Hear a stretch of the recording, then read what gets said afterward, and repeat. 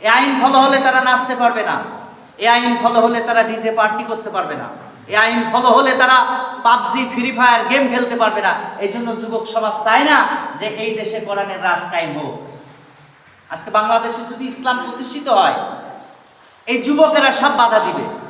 কারণ তারা যেইভাবে সারা রাত জেগে gaming system free fire PUBG খেলে, কোরআনের রাজ কায়েম হলে তারা খেলতে পারবে না, তাদের মাথায় বাড়ি। তারা যেইভাবে হিরোইন খায়, গাঁজা খায়, ফেন্সিডিল খায়, নেশা ভাঙ করে, এই যুব সমাজ জানে কোরআনের রাজ কায়েম হলে এইগুলো আমরা করতে পারবো না। তারা যেইভাবে পরের গাছের নারকেল চুরি করে খায়, এই যুব সমাজ জানে কোরআনের রাজ কায়েম হয়ে গেলে এই নারকেল চুরি করতে পারবো না। তারা যেইভাবে স্কুলে ইফটিজিং করে, এই যুব সমাজ জানে কোরআনের রাজ কায়েম হলে এই দেশে ইফটিজিং করা যাবে না। তারা যেইভাবে মোবাইল পাবজি ফ্রি ফায়ার এবং ফেসবুক ইউটিউবের মধ্যে থাকে, এই যুব সমাজ জানে কোরআনের রাজ কায়েম হয়ে গেলে, কোরআন দ্বারা দেশ পরিচালিত হলে আমাদের এই পাবজি ফ্রি ফায়ার চলবে না। এই জন্য তারা বিরোধিতা করবে, মহিলারা বিরোধিতা করবে। কারণ তারা জানে কোরআনের রাজ কায়েম হলে স্বামীর অবাধ্য হলে স্বামী হয়তো ডিভোর্স দিবে, নয়তো বা আর একটা বিয়ে করবে, মাথায় বাস করবে। আমরা এখন স্বামীর মাথায় বসে খাচ্ছি। মহিলারা ভালো করে জানে যেটা কোরআনের রাজ কায়েম হলে এই দেশে আমাদের ভ্যালু থাকবে না। মহিলারা ভালো করে জানে কোরআনের রাজ কায়েম হলে ঝগড়া করতে পারবো না। মহিলারা ভালো করে জানে কোরআনের রাজ কায়েম হলে রাত্রেবেলা গোপনে গোপনে মাঠের মধ্য দিয়ে এবং গোপন রাস্তা দিয়ে পুজোর মেলায় যেতে পারবো না, মাথায় বাস পড়বে। মহিলারা ভালো করে জানে কোরআনের রাজ কায়েম হলে শ্বশুর শাশুড়িকে ভালো করে দেখতে হবে। কোরআনের রাজ কায়েম হলে আমার ফ্যামিলির সকল সদস্যকে মেনটেন করতে হবে। এই জন্য মহিলারা চাইবে না যে কোরআনের রাজ কায়েম হোক, যুবকেরা চাইবে না কোরআনের রাজ কায়েম হোক। কারণ তারা যেইভাবে মহিলাদের সাথে মিলামেশা করে, ইফটিজিং করে, কলেজে যায়, ভার্সিটিতে যায়, এইভাবে তারা কোরআনের রাজ কায়েম হলে চলতে পারবে না। পুরুষেরাও চায় না, কারণ পুরুষেরাও জানে কোরআন দ্বারা দেশ পরিচালিত হলে আমার স্মোকিং করা বন্ধ হয়ে যাবে। কোরআন দ্বারা দেশ পরিচালিত হলে আমি যেই গাঁজা খাই এটা বন্ধ হয়ে যাবে। কোরআন দ্বারা দেশ পরিচালিত হলে আমি যে সুদ খাই বন্ধ হয়ে যাবে, ঘুষ খাই বন্ধ হয়ে যাবে, দুর্নীতি করি বন্ধ হয়ে যাবে, জমি চুরি করেছি ফেরত দিতে হবে। এটা পুরুষেরা ভালো করে জানে। কোরআনের রাজ কায়েম হোক, মুসল্লিরা কেন চায় না? এর উত্তর হলো মুসল্লিরা এই জন্যই চায় না। অধিকাংশ মুসল্লিরা মসজিদে আসে ঝগড়া করার জন্য, অধিকাংশ মুসল্লিরা আসে লোক দেখানোর জন্য। যখন কোরআনের রাজ কায়েম হবে, বৃষ্টি ভেঙে শুক্রবারে যেমন এসেছেন কন্টিনিউ 5 ওয়াক্ত আপনাকে আসতে হবে, এটা বড় ডিস্টার্ব।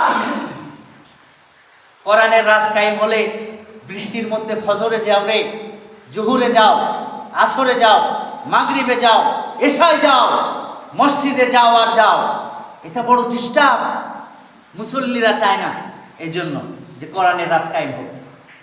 এমনও মুসল্লি আছে মসজিদ তো তাদের চেনেই না, শুক্রবার ছাড়া মসজিদ তাদের দেখে না। মসজিদের চোখ আছে না নাই? মসজিদের চোখ বলতে আল্লাহ রাব যেই ফেরেশতা দিয়েছেন চতুর্দিকে, এর ভিডিও আছে না নাই? 5 ওয়াক্তের একটা ভিডিও আছে না? এটা সার্চ করে টর্চ লাইট দিয়ে, কম্পিউটার দিয়ে, মাইক্রোস্কোপ যন্ত্র দিয়ে অনেক মুসল্লির নাম সার্চ করে পাওয়া যাবে না, আছে না নাই? তাহলে কোরআন দ্বারা দেশ পরিচালিত হলে এদের মরবাস হাঁপানি হোক, অ্যাজমা হোক, অ্যালার্জি হোক, চুলকানি হোক, ল্যাংড়া হোক, বুবা হোক, মসজিদে আসাই লাগবে। এই জন্য এরাও চায় না যে কোরআন দ্বারা রাষ্ট্র পরিচালিত হোক। যদি বলেন যে না, আপনার কথায় যুক্তি নেই, আমরা কোরআন দ্বারা দেশ পরিচালিত হোক চাই, তাহলে বাংলাদেশে 4.5 লক্ষ মসজিদের এত মুসল্লি থাকা সত্ত্বে একটা আইন দেখান, একটা ল দেখান যেই লটা কোরআন দ্বারা পরিচালিত। আজকে কোরআনের দিন কায়েম হলে শুধুমাত্র নোংরামি, মন মানসিকতার লোকের সমস্যা, এই জন্য তারা চায় না যে এটা হোক। এই জন্য তারা চায় না, স্টুডেন্টরা চায় না। কারণ কোরআন দ্বারা যখন দেশ পরিচালিত হবে তখন কোরআন এবং সুন্নাহর অন্তর্ভুক্ত যে স্টুডেন্ট তাদের সম্মান দেওয়া হবে আকাশচুম্বী। সুবহানাল্লাহ কোন? আমি গতকালকে একটা পাকিস্তানের প্রেসিডেন্ট ইমরান খানের একটা বক্তব্য শুনলাম, ইংলিশে লেকচার দিয়েছেন।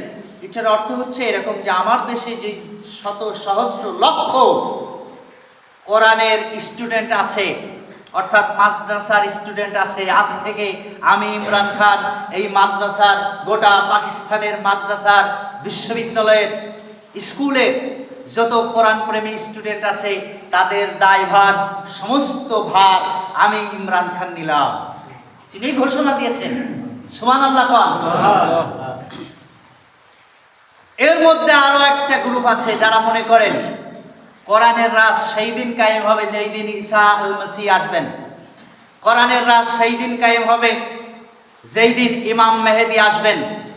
আমি তাদেরকে বলতে চাই, কোরআনের রাজ যদি ইমাম মেহেদী আসলেই কায়েম হয়, আপনি এখন থেকে গাঁজা স্টার্ট করেন, আপনি গাঁজা খাওয়া শুরু করে দেন। কারণ ঈসা আল মসিহ আসা ছাড়া তো সম্ভব না।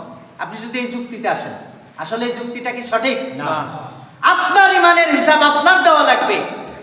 ঈসা আল মসিহ যখন আসবেন, ঈসা আল মসিহর হিসাব, ইমাম মেহেদীর হিসাব তদানীন্তন সময়ের লোকেরা দিবেন। আপনি বর্তমানে কোরআনের রাজ কায়েমের জন্য কতটুকু চেষ্টা করছেন এইটার হিসাব আপনাকে দেওয়া লাগবে।